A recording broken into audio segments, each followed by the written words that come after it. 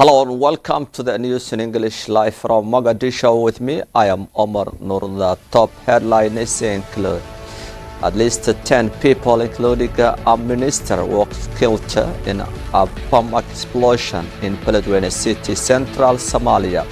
Al-Shabaab has claimed the attack and said it had killed several top Shabelle state officials in the latest attack. Somali President has urged the local people to join the war against Al-Shabaab militants. Somali government has announced the killing of top Al-Shabaab leader in a raid in central and southern Somalia. Somali's Minister of Petroleum is heading to South Africa for summit. Al-Shabaab militants regained control of strategic areas in Hiran region as the group faces multi-fronts from Somali military.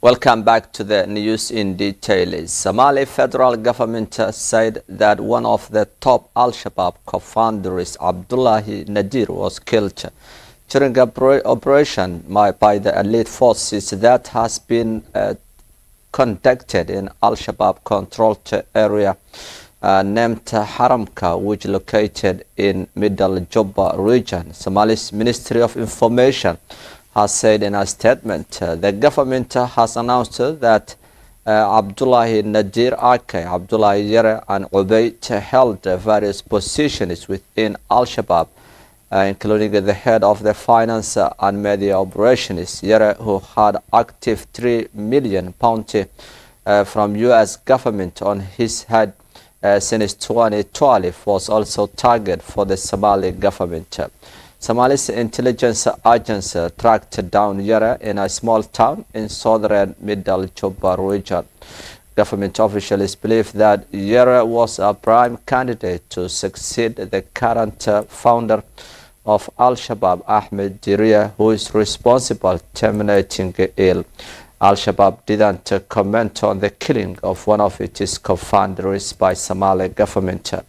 Somali military has launched a multi-branched offensive against Al-Shabaab in several parts of the country with the assistance of local allied militia and international partners. The government forces captured 20 villages occupied by the militant, killing more than 100 fighters, and liberated 20 towns from the Al-Qaeda-linked militant group. Officials in Somali government has confirmed. Military officials said they retaken the villages in Hiran region.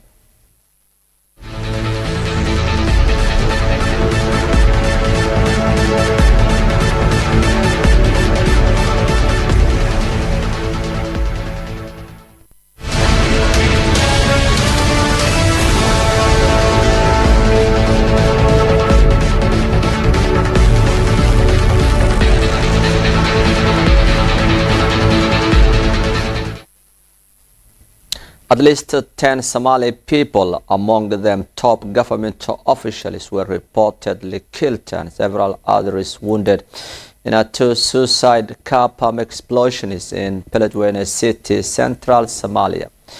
According to the Beledweyne Police Commissioner Bishar Hussein Jimale, who confirmed the explosions at the Lamaglai base, in Beledweyne town said the militants detonated 2 truck bombs at the base earlier in the morning. Shabelle has added that Al-Shabaab used 2 vehicles packed with explosives to attack the key military base in Beledweyne.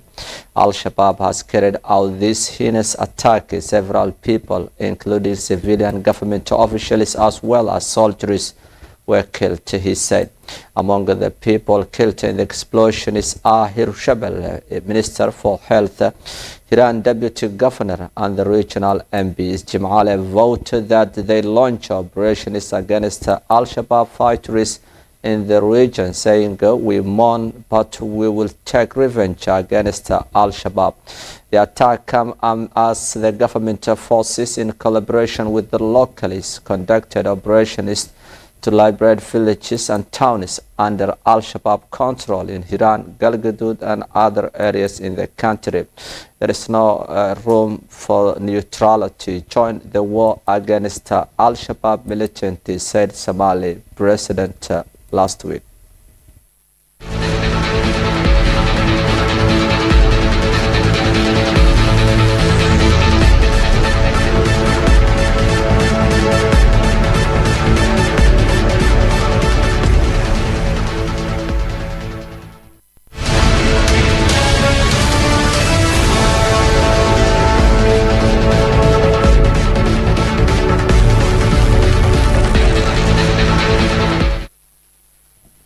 Somali President His Excellency Hassan Sheikh Mohamud has voted to intensify the war against Al-Shabaab a day after the militant group killed a senior police officer in Middle Shabelle region during an operation.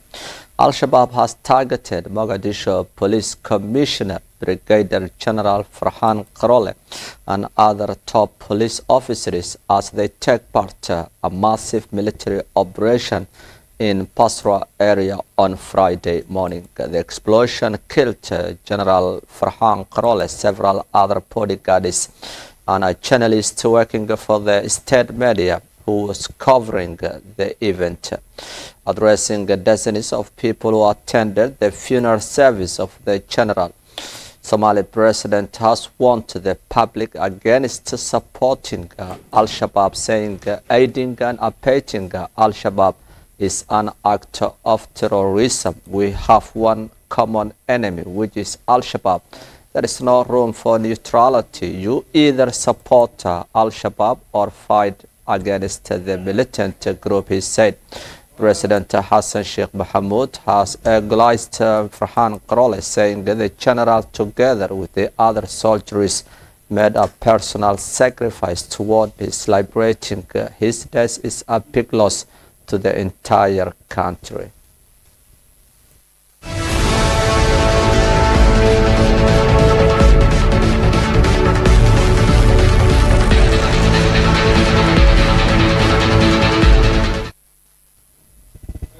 You are still following our news in English live from Mogadishu. Somaliland political parties have separately announced that they will no longer recognize Musa Bihi Abdi as the president of the breakaway region next month, as his mandate will officially end November 13th. Previous talks between the leaders of the opposition and the president in Hargeisa failed to produce a political settlement. But then an presidential candidate is accused the current president of rejecting various delegations from religious leaders, entrepreneurs and intellectuals on Sunday at a separate press conference in Hargeisa city, in which they rejected the 2-year term extension of the current Somaliland president Musa Bihi Abdi by the Gurti, the top commanding and governing body of the parliament in the breakaway region. Somaliland has been facing a political and electoral crisis for the past few months as the region was preparing to hold the election next month.